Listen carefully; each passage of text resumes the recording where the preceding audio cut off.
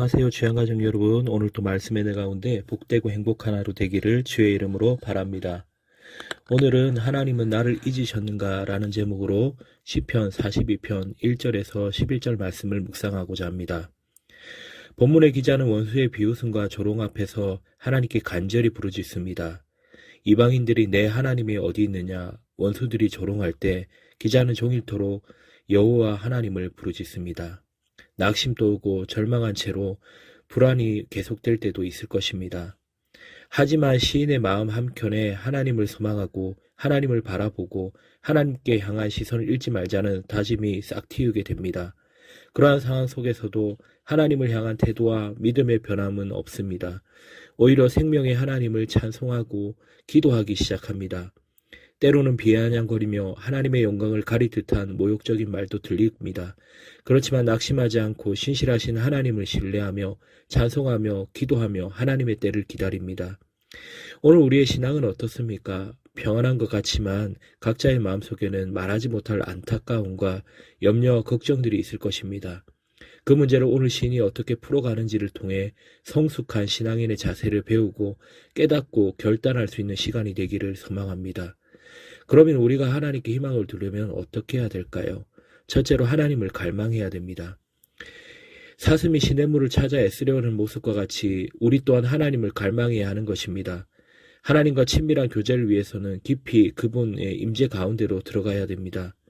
진실한 친구는 내면의 이야기까지 다 아는 사이입니다. 그렇지 않고는 눈이산만 하고 표면적인 것만 알고 지내는 사이일 수밖에 없는 것입니다. 산속의 동물들도 물이 없이는 살 수 없는 것처럼 우리 인간도 창조주 되시는 하나님을 알지 않고는 갈증을 느끼게 되어 있습니다. 그 영적 갈증은 우리 예수님을 만날 때 해결될 수 있는 것입니다. 우리 인간은 영적 존재입니다. 세상적인 그 무엇들로 다 채워진다 할지라도 부족한 그 무엇이 있습니다. 부족함을 일탈이나 탈선으로 메꾸어 보려고 할 것입니다. 그러나 그것은 오히려 더 큰 문제와 절망을 안겨주게 될 것입니다. 하나님을 갈망하지 않으면 먹음직도 하고 보암직도 하고 지혜롭게 할 만큼 탐스럽기도 한 선악과에 손을 댈 수밖에 없습니다. 어떤 상황 가운데 있다 할지라도 하나님을 갈망해야 됩니다. 이것이 내가 살고 남도 살리는 방법입니다. 2절에서 시인은 내 영혼이 하나님 곧 살아계시는 하나님을 갈망하나이다. 내가 어느 때까지 나아가서 하나님의 얼굴을 배울까라고 고백합니다. 우리가 어느 때에 하나님께 나아가야 하겠습니까? 지금인 줄 믿습니다. 그분의 임재를 경험해야 합니다. 그분의 신실하심에 감사하며 믿고 나아가야 합니다. 하나님을 향한 갈망이 내 영혼이 잘되고 범사가 잘되는 길임을 믿습니다. 둘째로 하나님의 구원을 확신하고 찬송해야 합니다. 시편뿐만 아니라 성경은 실패와 성공 스토리를 함께 기록하고 있습니다. 우리의 인생에도 항상 실패만 있는 것이 아니라 때로는 성공과 행복의 달콤함도 맛보지 않습니까? 문제는 너무 힘들 때 하나님이 보이지 않는 것 같고 응답이 손에 잡히지 않을 때입니다. 그래서 기도는 자리에서 몇 날 며칠을 기도하며 하나님께 매어 달립니다. 너무나 상심한 나머지 눈물이 음료가 되고 음식이 될 수도 있습니다. 나만의 외로움 시간을 보낼 때 이전에 예배를 드리면서 무리들과 함께 기쁨과 감사의 찬송을 들을 때가 기억나는 것입니다. 과거에 그렇게 하나님과 했던 행복했던 시간들이 있었는데 지금 내 영혼이 낙심하고 불안해하는 이유를 모르겠다라는 것입니다. 그러면서 스스로에게 너는 하나님께 소망을 두라라고 위로합니다. 하나님께서 반드시 나타나셔서 도와주실 것이라는 확신을 갖습니다. 그러기에 환경이 어떻다 할지라도 찬송한다는 것입니다. 우리가 신앙생활을 하다 보면 좋은 날만 있는 것이 아니라 우리를 성숙시키기 위해 때로는 시험도 연단도 있습니다. 그럴 때마다 우리는 하나님이여 언제까지 당신은 나를 잊으실 것입니까? 언제까지 당신의 얼굴을 내게서 숨기실 것입니까? 라고 탄식을 하게 됩니다. 설상가상으로 원수들은 조롱합니다. 내 하나님이 어디 있느뇨? 라고요. 그럴 때 하나님을 바로 경험하지 못하고 구원의 소망을 확신하지 않는 이들은 세상으로 돌아갑니다. 하나님을 향한 구원의 끝마저도 포기합니다. 믿음은 보이는 것을 보고 따라가는 것이 아니라 보이지 않는 것을 보이는 것처럼 확신하고 따라가는 것을 믿음이라고 합니다. 우리의 항변이 하나님이 어디 있느냐가 아니라 답답하고 안타깝고 사면초가인 상황 같을지라도 하나님이 안 계신 것이 아닙니다. 하나님을 찬양할 수 없는 상황일지라도 언젠가는 그분 앞에 서서 하나님을 찬양할 그날은 반드시 올 것입니다.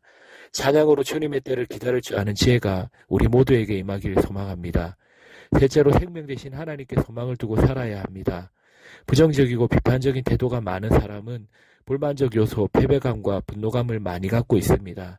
그러나 긍정적이며 양육적 자아가 강한 사람은 이해심이 넓고 어떤 상황 속에서도 긍정적이며 소망을 갖고 살아갑니다. 좋지 못한 경험이 많은 사람은 비판적 자아가 크게 형성되고 반대로 좋은 경험이 많은 사람은 긍정적 자아와 양육적 자아가 크게 형성됩니다. 하나님의 은혜를 받았지만 마음속에 배어있는 부정적 자아는 쉽게 사라지지 않습니다. 그러나 부정적 자아도 감사의 말을 하기 시작하면 강력한 치유와 변화를 일으키게 됩니다. 갈망하던 변화를 경험하게 되고 행복과 은혜의 삶을 누릴 수 있게 되는 것입니다. 낙심과 불안이 계속되는 시인이었습니다.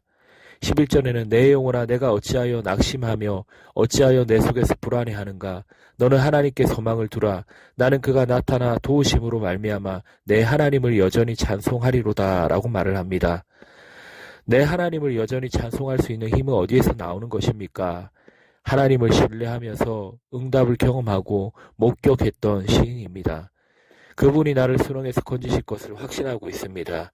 그 신실하고 성실하신 하나님을 찬송하겠다라는 것입니다. 비록 내 인생의 문제가 지금 해결되지 않는다 할지라도 전국적으로 우리 예수 그리스도로 은혜로 나는 부활할 수 있는 존재가 된 그 자체가 얼마나 감사한 일입니까? 주님은 우리의 생명에 거하기를 원하십니다.